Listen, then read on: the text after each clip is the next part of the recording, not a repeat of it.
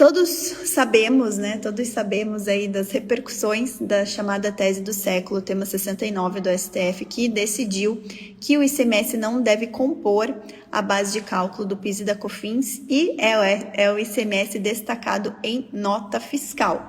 Foi isso que o STF decidiu. Então, todos os contribuintes de ICMS que são contribuintes de PIS e COFINS, também tem PIS e COFINS devedor, podem, a partir do entendimento fixado pelo STF, passar a excluir o ICMS da base de cálculo do PIS e da COFINS. Então, gente, hoje eu vou falar só um pouquinho da oportunidade, do que essa chamada tese do século trouxe de oportunidade de recuperação para as empresas, tá?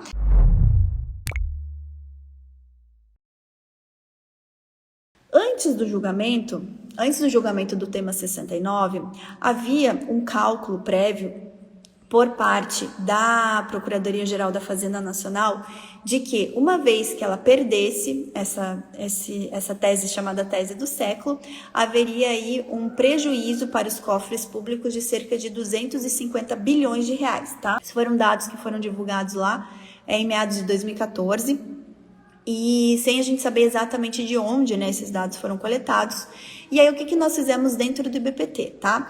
Lá no finalzinho de 2018, a gente atualizou, logo que saiu a solução de consulta 13 da COSIT, falando, deu toda aquela discussão, falando que não era o ICMS destacado, que era o ICMS efetivamente pago, trouxe um sistema de cálculo, e naquele momento a gente utilizou os parâmetros da COSIT 13 e elaborou um estudo dentro do IBPT, tá? Do IBPT, Instituto Brasileiro de Planejamento e Tributação. Acontece que agora, com o final, né, com o término, né, do julgamento do STF, nós pegamos aquele estudo que a gente já tinha feito e a gente atualizou de novo, fizemos um novo estudo, tá? Estudo sobre o impacto da exclusão do ICMS da base de cálculo do PIS e da COFINS, tá?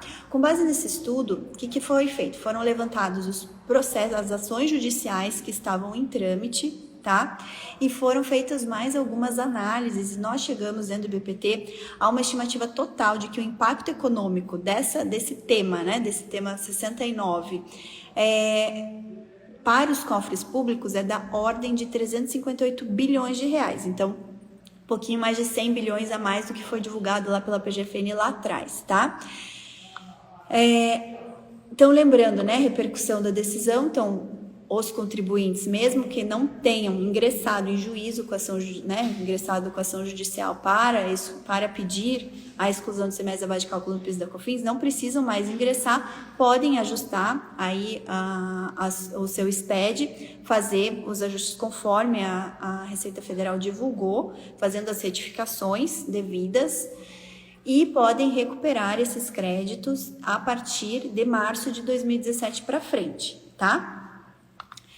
Então, já houve ali toda a publicação da PGFN, falando que não vai mais recorrer, que não precisa entrar mais com ação judicial, e a gente estava esperando uma instrução normativa que não veio, mas veio, as instruções vieram direto, né, na atualização do programa do SPED Contribuições, tá? E aí, o que acontece? A Receita ainda não alterou a IN 1911, tá? A IN 1911 de 2019, ela fala acerca dessa questão da exclusão do ICMS da base de cálculo do PIS e da COFINS, só que no entendimento anterior à consolidação do STF, né? Então, a Receita entendia que era o ICMS efetivamente pago, tá? Estávamos esperando um ajuste dessa IN, até agora não aconteceu. Independentemente desse ajuste, já temos os parâmetros para seguir em frente. A partir do dia 16 de março, isso, Jaque, a partir do dia 15 de março, tá, Jaque? Inclui o dia 15 de março de 2017, ok? E aí, pessoal, esse nosso estudo, tá? Eu tô com ele aqui, eu vou divulgar para vocês lá no canal do Telegram. A partir desse estudo, a gente tem uma assessoria de imprensa, né, pelo IBPT, e a gente divulgou esse estudo para a imprensa em geral, e o Valor Econômico quis fazer uma cobertura específica em cima desse estudo, e por isso que saiu essa manchete na semana passada, tá? Deixa eu só ver que dia que sai, se eu tenho o dia aqui. acho que foi na segunda-feira da semana passada, ou no domingo anterior, acho que foi até no domingo que saiu essa notícia, no domingo, dia 4 de julho, tá? Então, o que mais que vem falando? Então, 358 bilhões, tá? Sendo que desses 358 bilhões, a maior parte, por isso que eu falei 74%, ou seja, 264,6 bilhões, ainda não foi utilizada pelas empresas. Nós tivemos, sim, um grande número de empresas que ingressaram em juízo, tá? Mas não foi a maioria que ingressou. E temos muitas empresas que ainda não ajustaram, muitas que ainda, pasmem, né? Pasmem, sequer sabem dessa possibilidade, ou se sabem, imaginam que pelo fato de terem débitos ou por alguns outros fatores, entendem que para elas isso não é cabível, tá? Então, olha só, nós temos aí uma oportunidade, tá? De cientes de que é possível fazer todo o ajuste de forma administrativa, sem ingressar em juízo, tá? Não é necessariamente, é sem ingressar em juízo. A partir de agora, não ingressamos mais em juízo. Qualquer ingresso em juízo vai ser custoso para a empresa, porque ela tem que arcar com as custas judiciais, tá? E para o advogado não vai ter mais nenhuma estratégia por trás disso, porque sequer honorários ele vai ter, né? Não vai ter mais nenhum honorário sucumbencial, você só vai gerar mais custo para o teu cliente. Vai ter um honorário contratual, mas é melhor você ajudar ele a fazer tudo administrativo e cobrar ali um percentual sobre o êxito dele na esfera administrativa, tá? Então, tem sim uma grande oportunidade sendo gerada para todos que militam aí na área tributária, de identificar. O que vocês precisam identificar?